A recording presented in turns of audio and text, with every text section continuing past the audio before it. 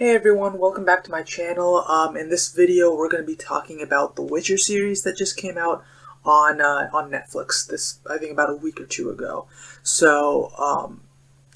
I'm going to start off with some quick thoughts, and then I'm also going to talk about where I'm kind of coming from into this new series.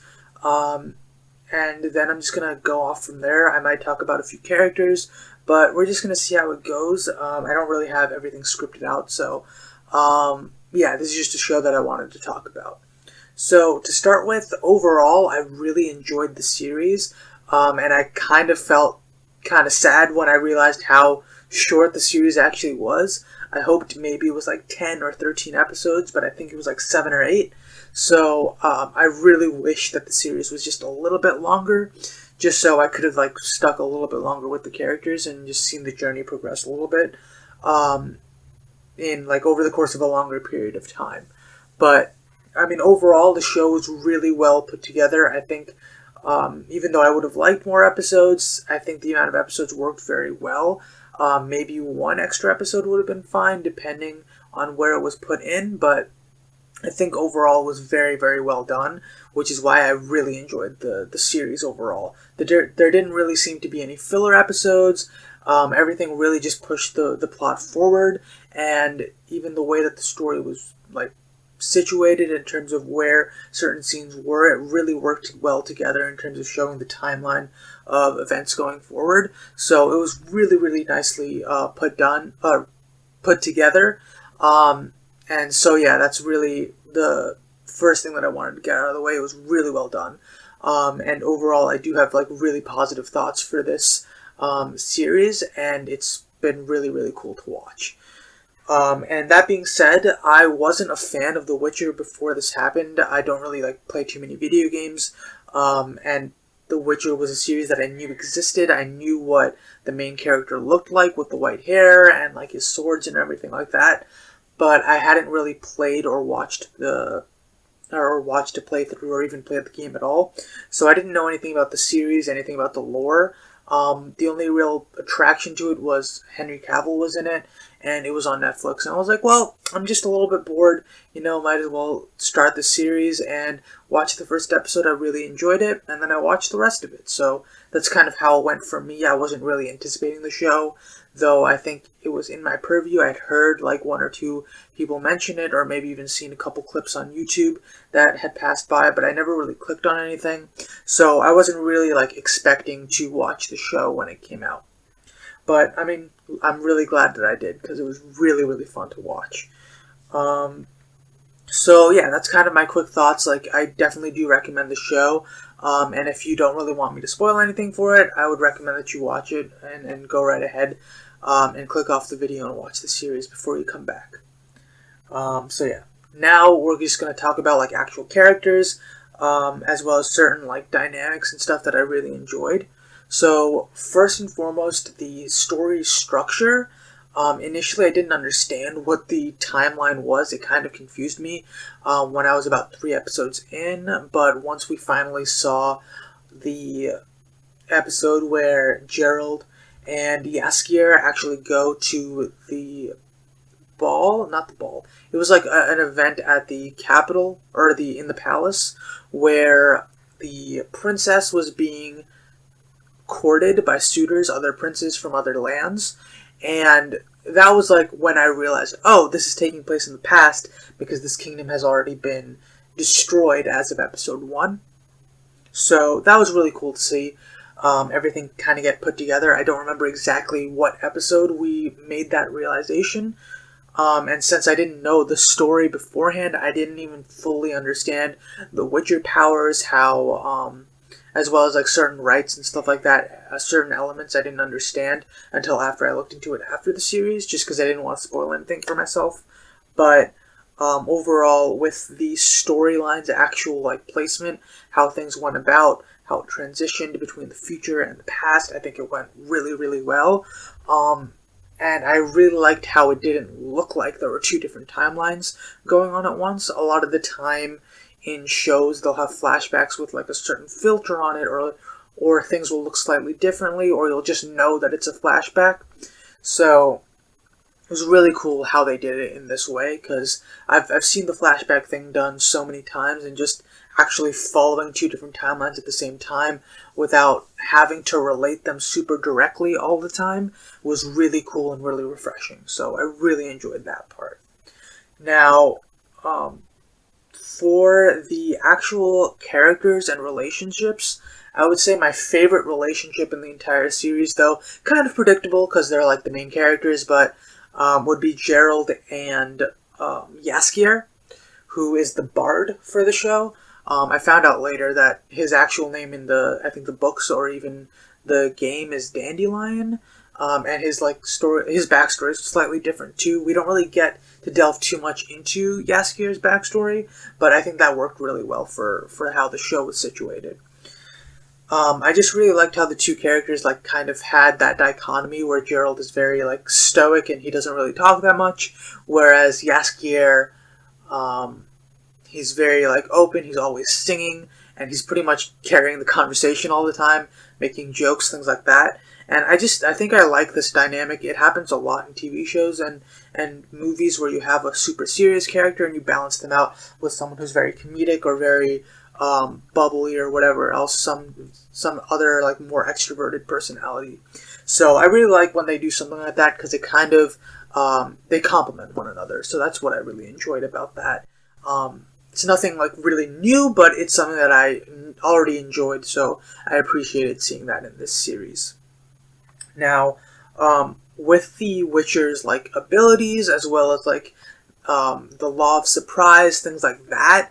Those are certain things in the Witcher mythos, I guess you could say, and the Witcher's world that I didn't really understand when I was watching it.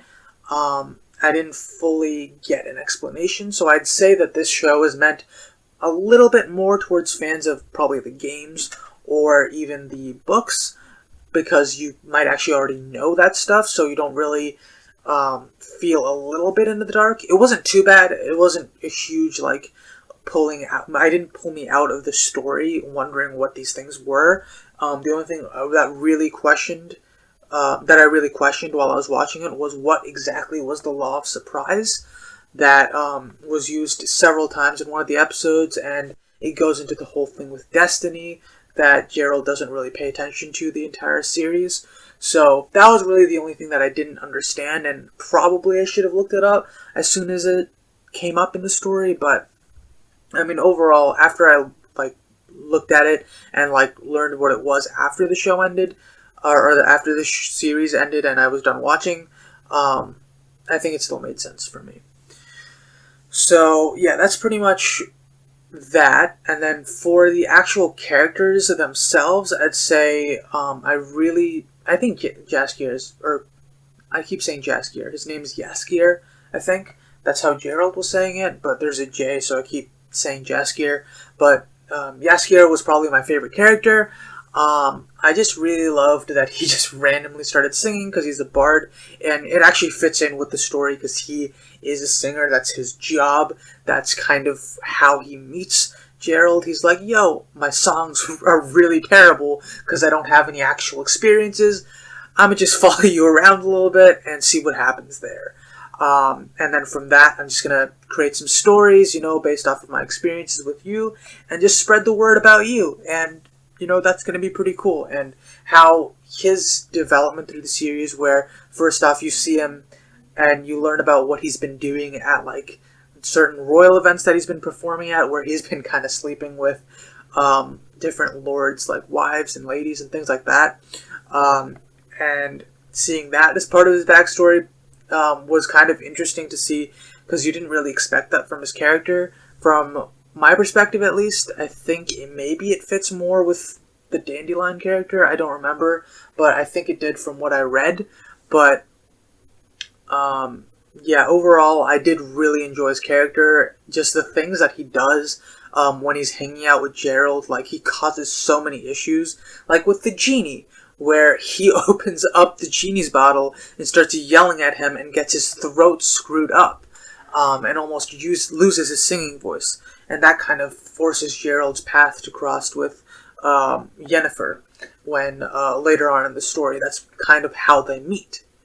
And then same thing with Gerald, Gerald and the elves, like how they get captured. It's partially Jaskier's fault, and then on top of that, the stories that Jaskier tells to the rest of the world kind of make Gerald's life just a little bit easier. At least people in his town and around the area really begin to appreciate him a little bit more and are less afraid of him. So I really, really love that about his character. The other three characters I'm going to talk about is just Yennefer, Gerald, and Ciri, just because I don't really want this video to be too long. I might do one or two videos later on to talk about some of the other characters that I really enjoyed. But yeah, so we're going to talk about Yennefer next. I really, really loved her story in the series. Again, I didn't know anything about these characters, so seeing someone that was started out as very, I guess, like she had a hunchback, she had a twisted spine, she didn't look traditionally beautiful and things like that. So she was like made fun of, she had a very hard childhood. Just seeing how her father sold her for a value that was even less than that of a pig, according to him. The reasoning as to why her skeletal structure was deformed, being that she has elven blood in her system, so she's a half-breed or whatever, so that's apparently more common to the world of The Witcher. I had no idea about that, so that was really cool in terms of backstory, because she has the blood of some of the first magic users in the land, so that was really cool.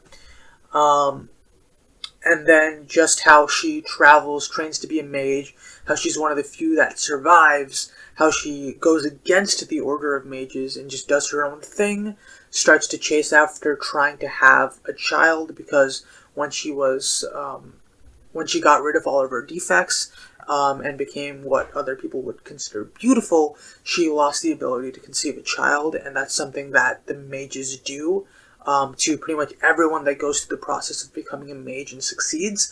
I thought that was a really cool reasoning as to why she would hate the mages, as well as just her path. And then also how she meets with Gerald, how their experiences together, and then how she ultimately uses her abilities to her greatest ability to try and stop the forces that are like the main big bads of the entire series that kind of attack the kingdom, as well as are the reason why Ciri is kind of on her own running away.